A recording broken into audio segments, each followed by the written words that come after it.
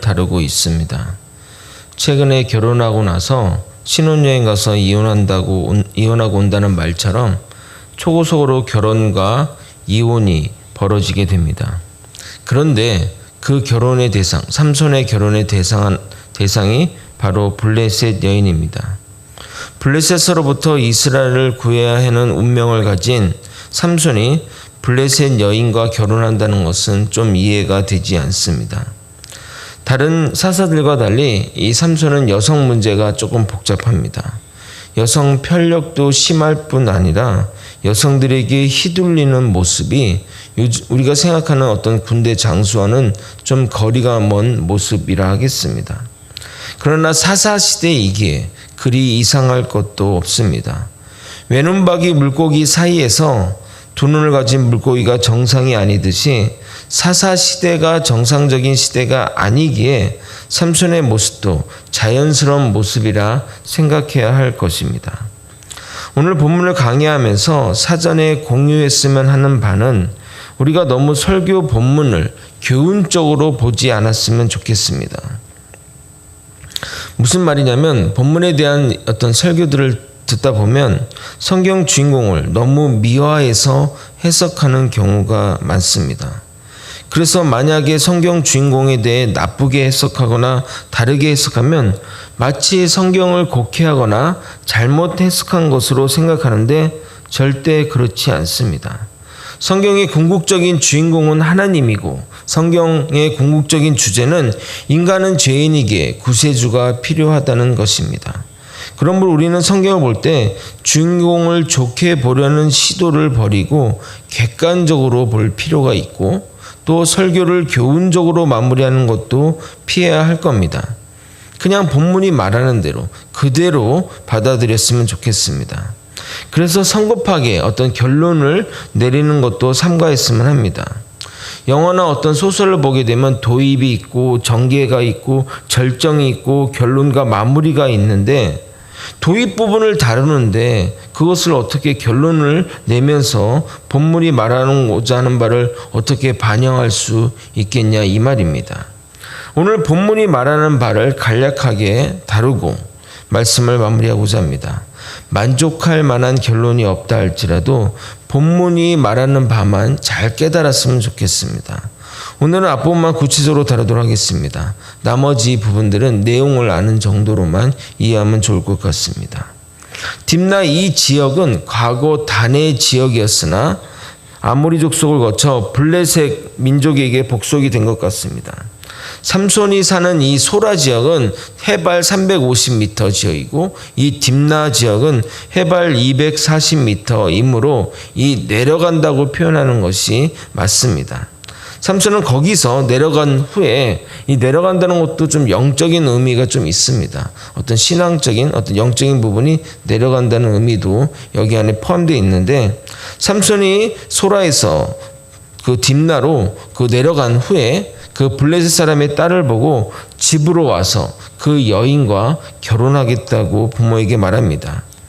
이에 마노아 부부가 우리 동족 중에서 왜 찾지 않고 할례받지 않은 자의 딸을 찾느냐며 그것을 받아들일 수 없다고 말하자 삼손은 강력하게 부모에게 첫눈에 반했으니 데려와 달라고 합니다. 삼손은 나시린으로서 남들보다 더 성결한 삶을 살아야 하는데 일반 사람들보다 한참 모자란 수준의 행동을 취하고 있는 겁니다.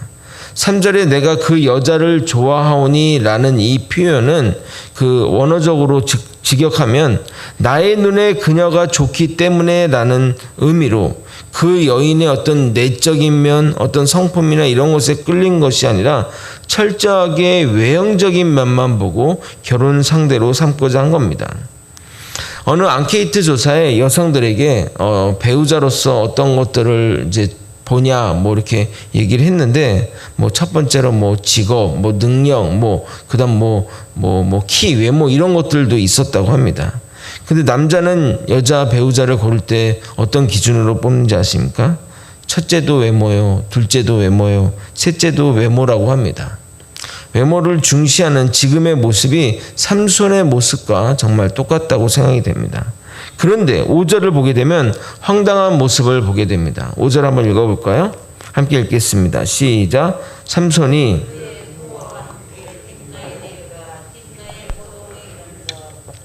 사자가 그를 보고 소리치는지라. 처음에는 부모가 반대했지만 삼손이 강력히 주장하자 그 부모가 딥나로 같이 내려가게 됩니다. 저는 이 삼손의 버릇없고 막대 먹은 그 배경에는 부모의 영향이 있다고 생각합니다.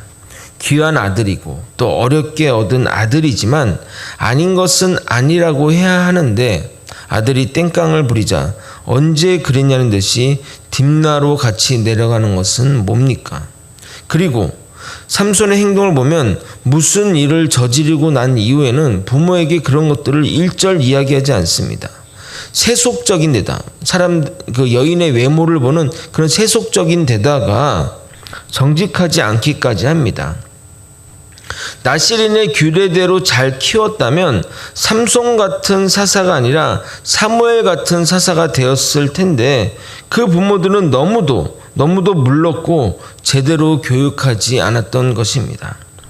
자녀의 타고난 성품도 있지만 절반 이상은 후천적인 교육에 의해서 그 자녀의 어떤 성품이나 성향들이 결정되는 면이 있는데, 그래서 그 교육 중, 그 자녀의 성품을 결정하는 그 교육 중 가장 큰 영향을 미치는 것이 바로 가정교육입니다. 우리가 가정교육에 힘을 들여야 하는 이유가 여기에 있는 것입니다. 가정과 학교와 이 교회가 삼겹줄이 되어 아이를 신앙적으로 키운다면 정말 자녀를 믿음의 자녀로 성장하는데, 지금 같은 학교 시스템에서 그런 것들을 바랄 수 없고, 기독교 학교라도 마찬가지입니다.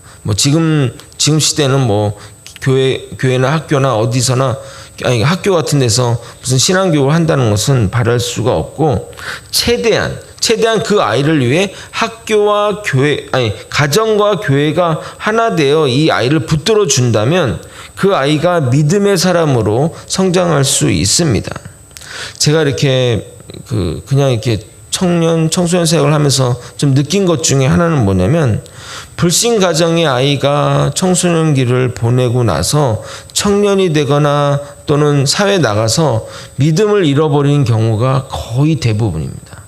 즉 이 말이 무슨 얘기냐면, 가정이 잡아주지 않으니까 교회에서 아무리 잘하고 또 그 아이가 불신 가정에서 태어났지만 교회에서 청소년 회장도 하고 그랬다 할지라도 이게 사회에 나가면은 돌아오질 않더라고.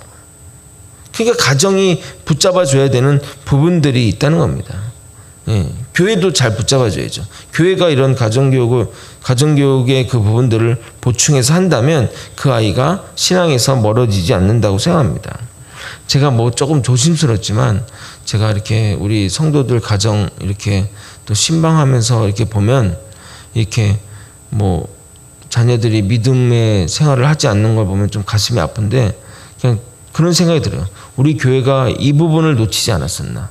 우리 교회가 이 자녀들을 양육하는 부분을 놓쳤기 때문에, 물론 가정에서는 충실히 역할을 하셨는데 이 부분이 놓쳐졌기 때문에 지금 우리 성도들 가정의 자녀들이 좀 믿음에서 많이 떠나지 않았나라는 생각을 하게 됩니다. 그래서 제가 계속 다음 세대 교육을 강조하는 이유가 바로 거기에 있는 것입니다. 그러므로 교회만은 안 되고 또 가정도 똑같이 이렇게 병행해야 됩니다. 가정에 대한 교육도 차차 또 우리 여러분들에게 또 교육을 해서 여러분 자녀들을, 물론 여러분들이 자녀들 다 컸지만 손자나 또 그렇게 하도록 하겠습니다. 그런데 4절을 보게 되면 조금 이해가 되지 않는 내용이 담겨 있습니다. 4절을 한번 같이 읽어볼까요? 함께 읽겠습니다. 시작. 그때 블레셋 사람이 이스라엘을 다스린 까닭에 삼손이 틈을 타서 블레셋 사람을 치려 함이었으나 그의 부모는 이 일이 여호와께로부터 나온 것인 줄을 알지 못하였느니라. 아멘.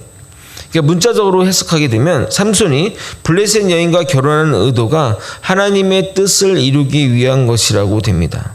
그러면 여러분, 목적을 이루기 위해 올바르지 못한 수단을 사용해도 되는가 하는 윤리적인 문제가 발생하게 됩니다. 정말 그런 것일까요? 여러분, 목적이 바르다면, 그 내가 추구하는 목적이 바르다면 그 수단까지 어떤 수단을 사용해도 정당하다고 말할 수 있냐 이 말입니다. 그동안 한국교회가 이 부분을 많이 놓쳤습니다. 목적이 좋다면 수단은 상관없다고 생각했습니다. 그러나 하나님의 뜻은 목적이 바르다면 수단도 발라야 한다는 것입니다. 결론적으로 이 문장의 주어는 삼손이 아닙니다. 주어는 하나님이십니다. 삼손은 인간적인 정욕을 채우려고 결혼하는 것이지만 하나님은 삼손의 인간적인 정욕을 사용하셔서 블레셋을 징벌하려는 기회로 삼으려는 것입니다. 잠언 16장 9절은 이렇게 얘기합니다. 사람이 마음으로 자기의 길을 계획할지라도 그의 걸음을 인도하시는 이는 여호와시니라. 그러니까 내가 그냥 내 뜻대로 하지만 하나님이 그 걸음을 인도하시는 하나님의 계획 안에 있다는 겁니다. 이것이 모든 것이 합력하여 선을 이루시는 하나님의 뜻인 겁니다. 로마서 8장 28절은 이렇게 말합니다. 우리가 알거니와 하나님을 사랑하는 자, 곧 그 뜻대로 부르심을 입은 자들에겐 모든 것이 합력하여 선을 이루니라. 그러니까 하나님께서는 삼손이 이방 여인과 결혼하는 것을 원치 않으시지만 인간의 자유의지를 인정하셔서 그 일을 억지로 막지 않으셨고 그 뜻대로 역사의 주관자이신 당신의 뜻을 이루시는 한 섭리의 과정으로 삼으셨다는 겁니다.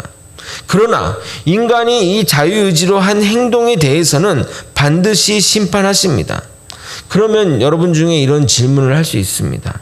내가 한 행위가 하나님의 나라의 뜻을 이루는 데 사용되었으니 그 행동이 잘못되었다고 할지라도 벌하는 것은 아니지 않느냐라고 말입니다. 대표적인 예가 가룟 유다의 경우입니다. 가룟 유다가 예수님을 팔아서 잘못은 했지만 누군가는 그 역할을 감당해야 했기에, 누군가는 예수를 팔아야 됐기에 가룟 유다를 벌하는 것은 잘못되지 않았냐라고 이야기를 하는 겁니다. 그런데 여러분 보십시오. 왜 가룟 유다가 팔아야만 예수님이 잡힌다고 생각하십니까? 가룟 유다를 통해 예수님이 팔려 재판을 받게 되는 방법은 예수님이 재판을 받게 되는 수만 가지 방법 중에 하나일 뿐입니다. 다른 방법으로도 충분히 예수님을 빌라도 법정에 세울 수 있습니다. 결국 가룟 유다가 선택한 것입니다. 그 선택의 결과를 본인이 책임져야 하는 겁니다. 가룟 유다가 만약에 그것을 선한 능력으로 이겨냈다면 분명히 다른 방법을 통해서, 다른 방식을 통해서 예수님은 빌라도 법정에 섰을 것입니다. 로마서 3장 5절에서 8절을 읽어볼 예정인데 개역 개정이 약간 오해되게 쓰여 있어서 새 번역으로 좀 읽어드리도록 하겠습니다. 여러분 이 구절을 좀 찾아서 로마 3장 5절에서 8절을 좀 밑줄을 그어 놓으시기 바랍니다. 신천지가 이것을 자기네적으로 해석해가지고 사용하는데 나중에 그 부분은 좀 설명드리겠지만 그 부분을 좀 밑줄을 그어 놓으세요. 신천지가 이 구절을 좀 사용하는 구절이라서 좀 나중에 자세히 좀 설명드리도록 하겠습니다. 제가 새 번역으로 천천히 읽어드리도록 하겠습니다. 5절부터 읽겠습니다. 그러나 우리의 불의가 하나님의 의를 드러내면 어떻게 되겠습니까? 그렇다고 벌을 내리시는 하나님이 불의하다고 할 수 있겠습니까? 그러니까 내가 불의하게 행동했는데 하나님의 나라를 위해 좋게 쓰였다고 하면 그 불의한 행동을 벌할 수 있겠느냐? 지금 이 얘기하는 거야. 나는 사람의 논리대로 말합니다. 사람들이 말하는 방식으로 이제 말하겠습니다 얘기하는 거예요. 내가 얘기하는 방식이 아니라 세상 사람들이, 그 불의를 저지른 사람들의 말하는 논리대로 말하겠습니다. 결코 그렇지 않습니다. 만약 하나님이 그런 분이시라면 어떻게 세상을 심판할 수 있겠습니까? 그러니까 나쁜 방법으로 목적을 이루는데 나쁜 방법으로 목적이 있기 때문에 그 나쁜 방법을 인정한다면, 예를 들어 내가 도둑질을 해가지고 나라의 교회 건축이 어려우니까 내가 도둑질 해가지고 그거 해가지고 헌금했어. 그러면 그것이 교회 건축을 위해 좋게 쓰였으니까 이 도둑질한 것도 괜찮은 것 아니야? 이렇게 얘기할 수 있지 않냐 이거예요. 내가 잘못했어? 나 하나님 나라를 위해서 한 건데?